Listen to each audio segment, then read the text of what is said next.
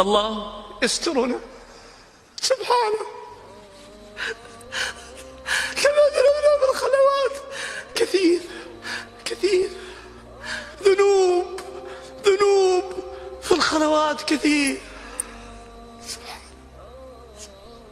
لم يفضحنا. هل فضحنا الله؟ هل فضحنا؟ لا. قال ابن القيم: الله يسترنا ثم ينادينا ثم يغفر لنا ثم يحبنا ثم يبدل ذنوبنا إلى حسنات. ما أكرمك يا الله سبحانك، ما أكرمك يا الله.